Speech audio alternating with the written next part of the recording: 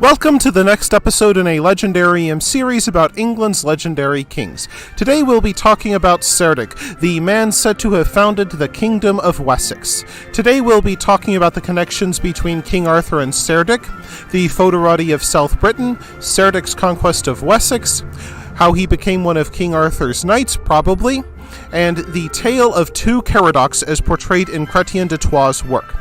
Of all the Anglo-Saxon kingdoms, Wessex stands out the most, in large part because it was the home of the great English hero Alfred the Great, and in time would lead the way in making England one kingdom under the Christian God.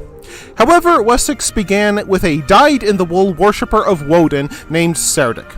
Despite being a pagan, every king of England up until William the Conqueror was said to have been, or at least claimed to be, descended from Cerdic of Wessex. Unfortunately, we don't know much about him other than the bare facts listed in the Anglo-Saxon Chronicle, but it's enough to make some good guesses. Even more notable, Cerdic's career as a warlord and kingdom builder coincides with the years when King Arthur is said to have lived and reigned. Indeed, there are many theories about what Cerdic's relationship to the real King Arthur may have been. Some historians think that Cerdic himself may have been the model for King Arthur. Others claim that Cerdic fought against Arthur and may have in fact been the model for the arch-traitor Mordred, who brought down Arthur's kingdom.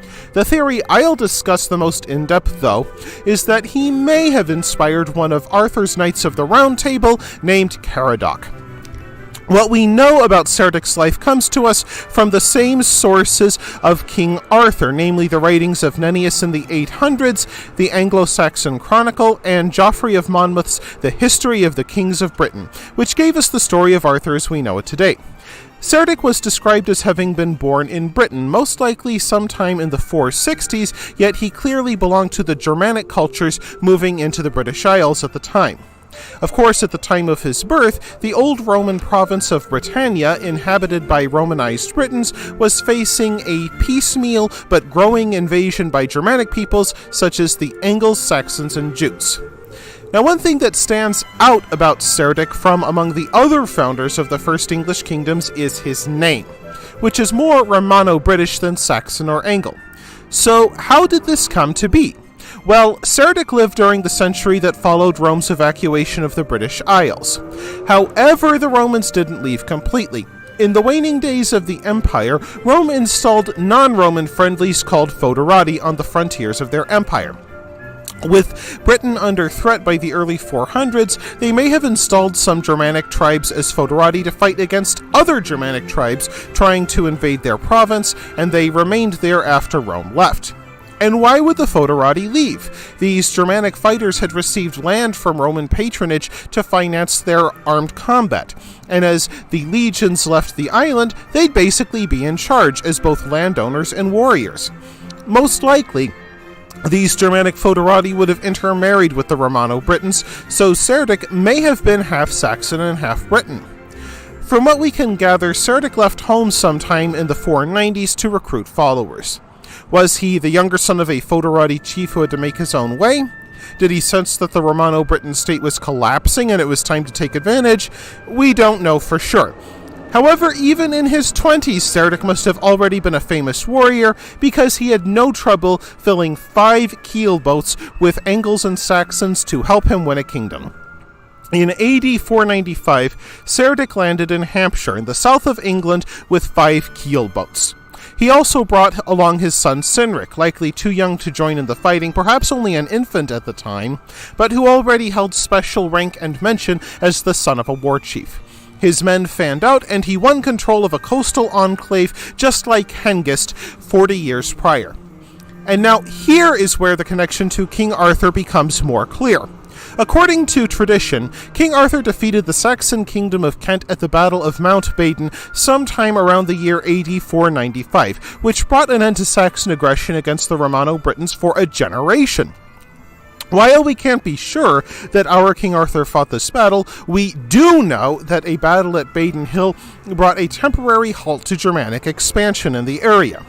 And it may also help to explain why Cerdic was able to expand his kingdom as fast as he did. He would have been taking advantage of Kent's inability to conquer more land by doing a little conquering of his own.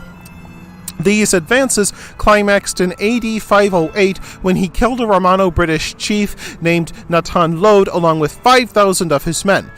Of course, given the Dark Age armies were rarely larger than a few hundred, we can probably assume that this tale grew grander in the telling.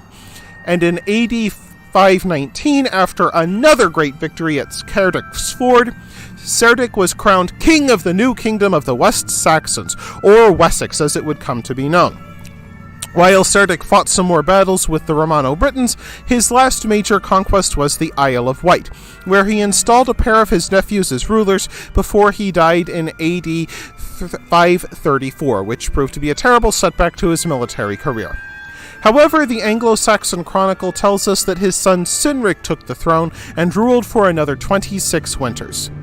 So that's what we know about the historic Cerdic of Wessex, and as you can see, it leaves a lot to the imagination. And when the historical chronicles can't tell us more about such an important man, there seems to be a universal human inclination to fill in the gaps with legend. As I've mentioned, some scholars believe that Cerdic may have been the inspiration for one of King Arthur's Knights of the Round Table, Caradoc the Elder and Caradoc the Younger. These two knights, father and son, were first written about by Chrétien de Troyes, a French writer who wrote early fan fiction of Geoffrey of Monmouth's original Arthurian work as part of his larger Arthurian cycle called Parzival. Now, according to Chrétien de Troyes' tale, Caradoc the Elder had been one of Uther Pendragon's knights, but refused to accept the lordship of his bastard son and successor, King Arthur. So Caradoc the Elder fought on the side of the rebels. Things obviously didn't go well, and he begged for forgiveness. And Arthur, being the perfect king, forgave him. However, Caradoc the Elder's problems didn't stop there. His beautiful wife, Ysaeve, caught the eye of a magician named Elivra. To get a crack at Ysaeve, Elivra cast a spell upon Caradoc the Elder, which made him see various barn animals as his beautiful wife. And while Caradoc the Elder was coupling with them and no doubt causing much talk around the manor, Elivra slipped into the bedchamber and seduced Ysaeve. They had a son imaginatively named Caradoc the Younger. Unaware that he had been unfaithful to his wife with the livestock and she had been unfaithful to him with a wizard, Caradoc the Elder was none the wiser. In time, the imaginatively named Caradoc the Younger joined his father at Arthur's Round Table. But one day, Caradoc the Younger's real father, the magician Elivra, marched into the court and challenged one of the knights to cut off his head. Of course, Caradoc the Younger, being brash and headstrong as a young man, took up the wizard's bet, cut off Elivra's head, and then could only stare in shock as the beheaded Elivra picked up his severed head, put it back on his neck, and just laughed. Even worse, he taunted Caradoc the Younger by revealing that he was his real father, and that Caradoc the Younger was really the bastard son of a wizard. It seems that Elivra used his great power just to mess with people. Humiliated, Caradoc the Younger took Elivra back to his father's house and made him a prisoner. While in his cell, Elivra bewitched a snake, which wrapped itself around the arm of Caradoc the Younger. The arm grew shorter, weaker, and withered. Now, during these goings-on, Caradoc the Elder had arranged a marriage between his son and a maiden named Gwygnir. Gwygnir lured the snake off Caradoc's arm by showing the serpent her chest. Caradoc the Elder then lopped off the snake's head. However, he took one of Gwygnir's nipples with his sword by accident.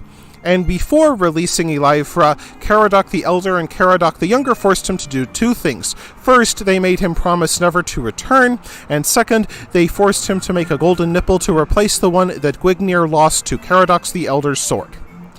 Yet after all this, Caradoc the Younger was still reluctant to marry Gwygnir.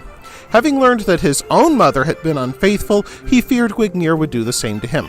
So Gwygnir underwent a chastity test set up by Merlin by wearing a magic cloak and drinking from a magic horn. If Gwygnir had lied about her faithfulness, the magic would have killed her. Obviously it did not, and the couple married and lived happily ever after. I just hope Elivra never showed up again.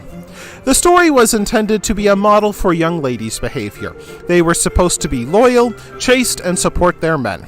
and as a wedding present, King Arthur gave them the city of Chichester, where they ruled as lord and lady, and there was much rejoicing, no doubt mandatory.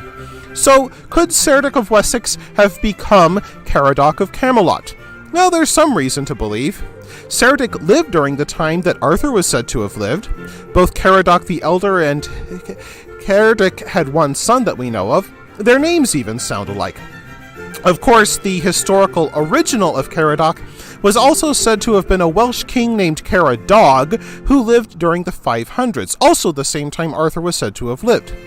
Some scholars even think the Arthurian Caradoc was inspired by a Briton named Caracatus, who fought against the original Roman invasion 400 years ago. Did a few names just get jumbled together to create a legend? Did a great Saxon warlord get written into Arthurian lore? We don't know for sure, and that's part of what makes King Arthur's Britain so fun and fascinating. Thanks again for joining me. I hope you enjoyed the video. If you like what you saw, press like. If you want to see more, press subscribe. And if you've got anything to say, please let me know in the comments section. Thanks again for joining me, and I'll see you again in a couple of days.